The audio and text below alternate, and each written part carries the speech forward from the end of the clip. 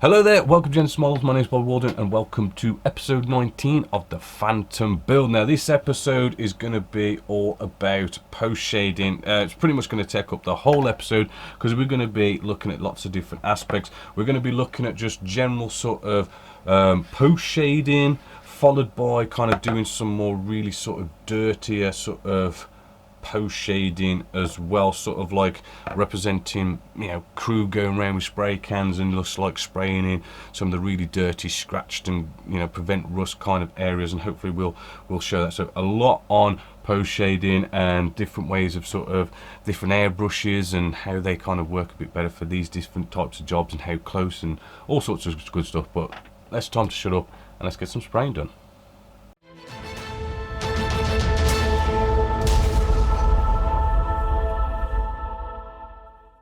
Now we come to the bit more of the sort of advanced side of things, which is post shading. Now if you ever started doing this and you're a beginner and stuff, you know what, the pre-shading, because you can make so many mistakes with it, it's always a good place to start there. Then bleaching, you know, as you get into intermediate, do that, but like as you get a bit more competent with your airbrushing, post shading is probably the next step you want to do. But you do have to be careful because look, we've done all this nice spray work, and the last thing you want to be doing is messing up the post shading, because you can really sort of mess up all your work. If you are a little bit worried, do you know what, no harm in putting a nice gloss coat all over this. Give it a try, and if you don't like it, you could rub it away with probably just water and cotton wool buds just in case. But post shading, now with post shading we're going to sort of, it's a bit like pre-shading, but we're doing it on top of everything. So for this, what we're going to do is, I've already made our little mixture here, which you should already know by now. You know, we're just going off and doing about 80% ish thinners to paint, so it's really thin, nice and transparent, so as you know, we're not putting on like one full coat in one spray. Like we spray this on, we're going to get a nice feathered bit of this color here, which what I did is I've decided to use Vallejo for our post shading, only because I just find that they're a little bit better to use close up. What we got here is 71053, which is their dark sea green, kind of a bit of a dark grey with a tinge of green in it, because we're going to be going over both camo colours here, and we can even use this same colour for on the underside. I find a little bit of green in with the grey, and then we also darken it down with a little bit of our black as well, and we kind of get that kind of colour, really sort of dark, dirty grey to it. And as I say, it's really thin down, so we should you know, only get this lightly go down. Now again, because we're thinning it down, you want to get your air pressure as low as you can, but still getting a nice feathered spray pattern. And what we're going to do here is quite, well, not nice and easily, but we're just going to come in and just get in there and very carefully get our biting point. And we get that biting point and we just hold it, and what we do is we just follow all these little recess panel lines. So if I bring you in a little bit closer, hopefully you can sort of see how, you know, that little, it's not going down solid as you can see so far, it's just going down just enough, just a nice bit of feathered spray in there. And all I'm doing is just following those recessed panel lines. Let's see if we can get you on camera a little bit better, because it's a little bit sort of hard to sort of get in this area with the wing in the way, but I'm trying to do this on camera as well. I'm not kind of also sort of spraying this and making it nice, neat and uniform, you know, making sure that every panel line gets the same amount of paint. Right, I'm quite happy to come back on myself following these panel lines while holding my biting point down and go over an area twice, maybe even miss an area as well, just to keep it all random. You don't want it looking like some sort of a checkerboard. And even going over onto our natural metal finish as well. You know, this is just a very, as you can see, it just gives you that light sort of bit of dirt to it. I mean, I've been doing this wing just off camera, and as you can see, you know, just those panel lines are just getting this bit of, you know, sort of dirt and sort of wear sort of being shown on them. Let's kind of come maybe over to this side just to show you a bit more. See if I can hold it with one hand. Right. And I'm just, again, sometimes because we're getting in close, we're going to sort of dry up the end of our needle. You can probably see how dark that needle end's looking. Again, you know, don't be afraid to just clean that up, because it's gonna, your biting point again is slowly going to come further and further back the more your needle gets dirtier and dirtier. So I'll just clean that. Don't be afraid to just on a kitchen paper towel just blast some out.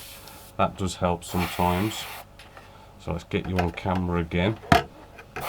Right, so I'm just following these panel lines, and you might just notice that, you know, I do come back and go over more than once on some panel lines, maybe even miss others. Right, and there you go, just a little bit of a darken up of the area, and that is sort of basically it. Now we do have, now I'm using for this, I'm using the Harder & Sternbeck's Evolution 2 more. Well, this is their silver line, I do believe, the CR plus one. This is a 0.4mm needle. Now if you can, if you've sort of, you know, maybe you want to spend a bit of extra money, you could get the Infinity. Right, this is a really nice airbrush, but you technically don't need to go out and buy one of these. You could still take pretty much any airbrush. They do normally sort of allow you to just buy different size nozzles and needles. So you know, this, you know, Evolution here, we could just put a 0.15mm nozzle and needle in here, and you're away as well.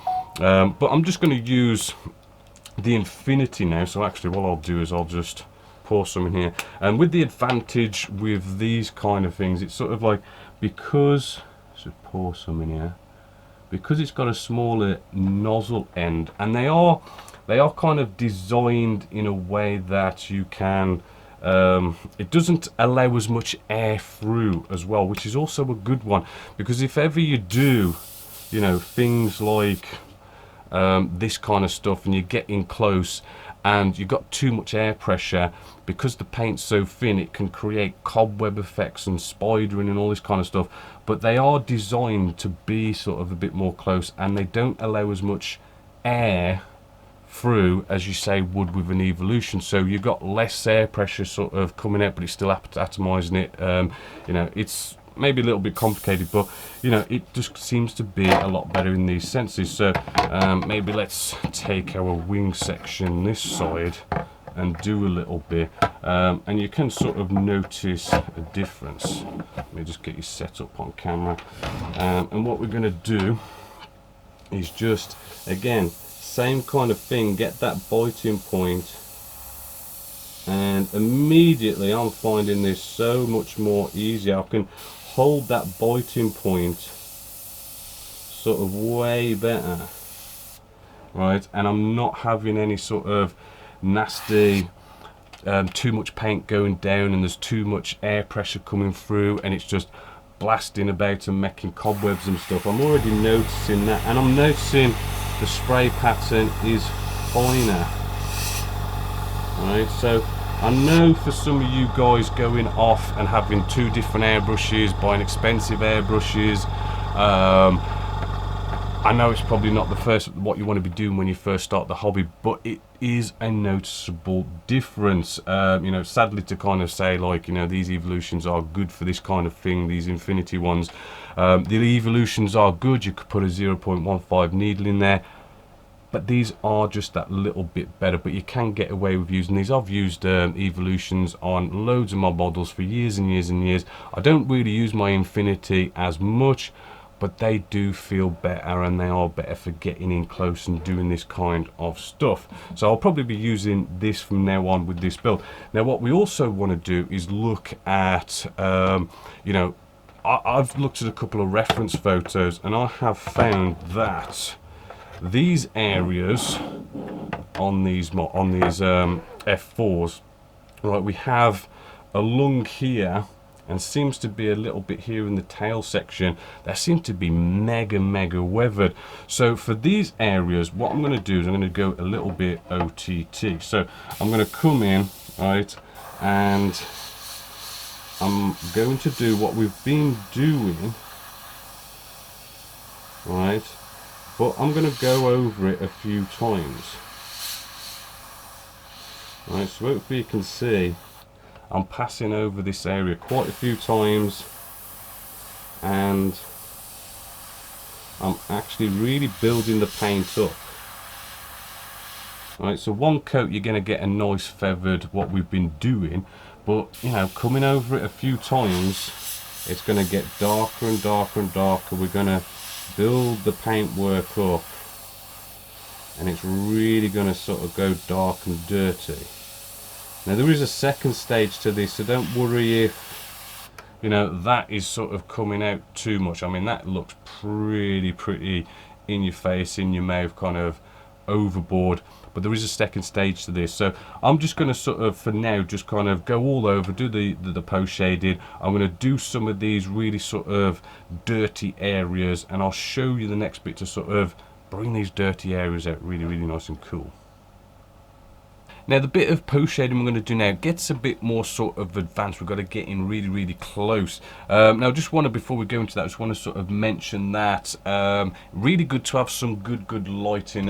We've got these nice sort of table lamps that really sort of shine up the area. It's really kind of, it's a little bit of a tip where it sort of helps, because if you ever sort of look at a model, if you're trying to do something like post shading and say your lighting isn't so good and you've got shadows and stuff, it's good to have everything lit up, which is why it's good to have something like these areas to light things up. It's just that when you're spraying down, if you've got a shadow, you can't sometimes quite see the paint going down, and the paint might be going down and you're not seeing it, and you pull back on the trigger a little bit more, and then you get like a little bit of a spidering effect. But by having the light down, you kind of see that sort of shine on the model with the light, and you can see instantly more better when the paint's going down, right? It just helps prevent things like cobweb effects. I just thought I'd mention that, as well as just to let you know, I know somebody commented in the last episode, yes, you know, when these cameras go off, extractor fans, face masks are on. It's just, you know, when I'm sort of here talking to you, I can't wear face masks and have extractor fans on. So down to this bit more, getting a little bit more advanced with our spraying. Now with this, we need to get in really close, which in all honesty, this is where you kind of want to have, you know, something like an infinity type airbrush, a more sort of airbrush that is a bit more designed for getting in close. You want to be using something like 0.15mm needle, 0.2 depending on what manufacturer you're at. You know, the evolutions that are normally used for generally everything, which is like a 0.4mm needle.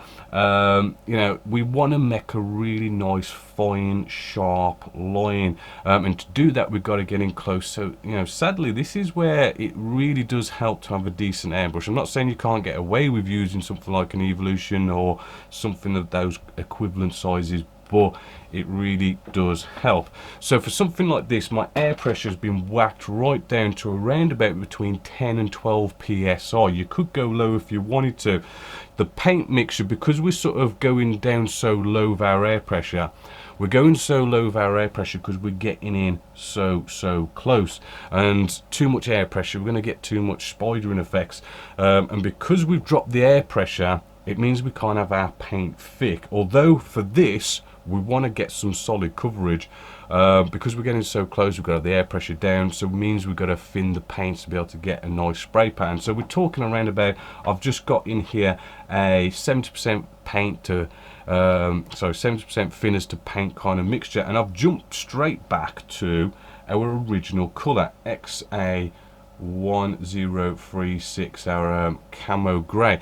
Now we're jumping back to the original colour because what we have just here, right, is, yes, we have that colour down here.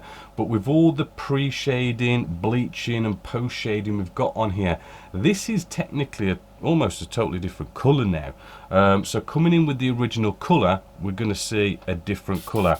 Right, so what we're going to do is we're going to start to really target these nice recessed panel lines. Now do forgive me, but it's really hard to sort of spray and get you guys on camera. Let's just clean my nozzle and do this, right? Because I've got to get in so close, you've got to concentrate. Right, so I'm just now going to try and get my biting point and just start to spray in as fine as you possibly can a nice line.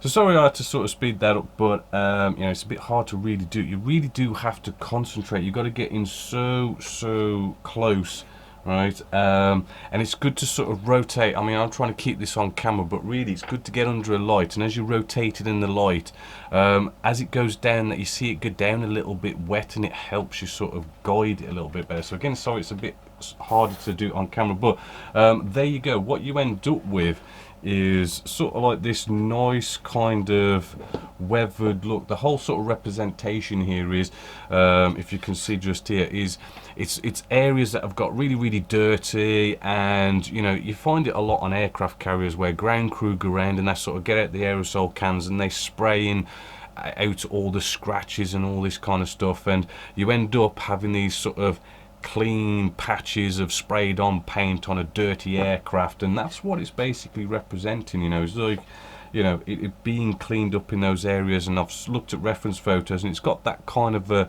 aircraft carrier kind of sprayed on kind of look to it. Whether that's the case or not, I don't know, but it's got that kind of look, and it makes it look quite sort of interesting. And with all the weathering that we're going to do on later on, that should look quite cool. You just got to basically do the same thing with the green, which I've sort of started doing here. As you can see, it's looking that kind of the green sort of looks slightly a bit less intense, but what we got to remember with this, again, same as always, this might look a bit sort of intense, maybe all this post shading than maybe you would want. But again, when we get these gloss coats on, matte coats, decaling, weathering, right, it's going to blend all this in, it's going to knock it back a bit. So always go that little bit more than what you want. And as always, remember, you know, get your biting point, and that's your key. That's what you want to sort of remember here.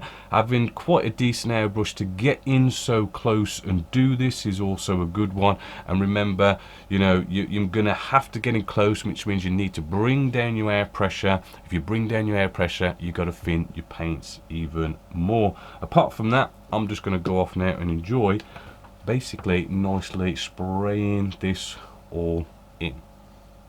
So there you go. Hopefully you're liking it. I'm quite liking this. Actually, I like this side a lot better. I know it's a little bit tricky, and you've got to, you know, really sort of build up the control for using your airbrush, but it is quite satisfying in the end. Now I do want to do more with this later, and someone I want to experiment with it way in the end stage, but I just wanted to sort of show you some last little bit of post shading. I like to do this now and then, sort of, you know, give a bit of character, a little bit more weathering. It's where we sort of do some flicking, right? And this is where we, you know, basically we take our airbrush and we get our biting point again, but we kind of like flick into the biting point. So we just getting the biting point and just flicking into it. Right, it's probably better if I used a clean kitchen paper towel just to show you a little bit easier. So we just sort of bringing our trigger back to the biting point. Oops, I've just stabbed the table.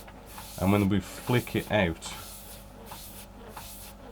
like so. So we get these flicks. It's probably best you put your needle guard on, to be honest. So we get the biting point and we're just flicking it out. So you end up with these kind of like nice little streaks. So then when we apply it to the model, I like to find our leading edges and just give us those little flicks.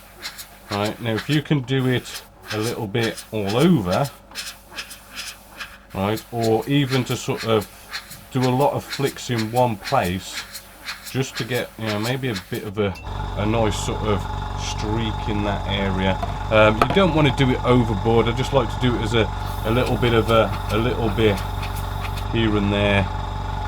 Right, same the other side, we just do these little flicks. Hopefully, as you can see, just going down there. You don't want it to do too much in your face. It just, I think, just gives a little bit of character. Right, and there we go, some little sort of flicks. You can probably see one there. Nothing too noticeable. Just kind of shows a nice bit of direction of flow. Now, here's the thing. One thing I wanted to show you earlier, but I forgot, but I'll show it you now. If I just empty my airbrush. Basically, you know, our nozzles is what sort of is going to hinder kind of doing this kind of spraying, pre-shading, post-shading, bleaching, all this kind of stuff. You know, the culprit is going to be, you know, well, I mean your needle, cleaning your needle, but really it's these nozzles, and these nozzles aren't so easy to clean. So this is just a quick tip. Always have like a little pot. In here is cellulose thinners or lacquer-based thinners, something nice and strong, right? All we need to do is take off this Teflon, right, because we don't want to be that sitting in something like lacquers and stuff. Like, you know, you could leave this now for just ages. I mean, I'll just drop that in there because it's metal. It's going to be absolutely fine. It's gonna, you leave it for hours, days, and it will just break down any paint that's in there and helps you just clean it that little bit better.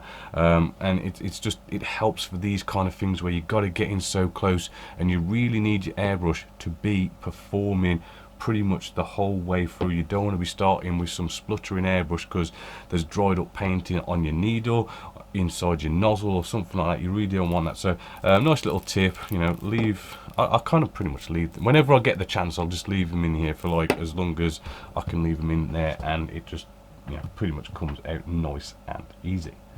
Now sadly we've come to the end of this episode. I know it took a bit of a time sort of just concentrating on post shading, but we did cover a lot of different aspects of post shading and some sort of advanced stuff, and you know, it does take a bit of experience, but hopefully you'll give it a go and hopefully you will get there.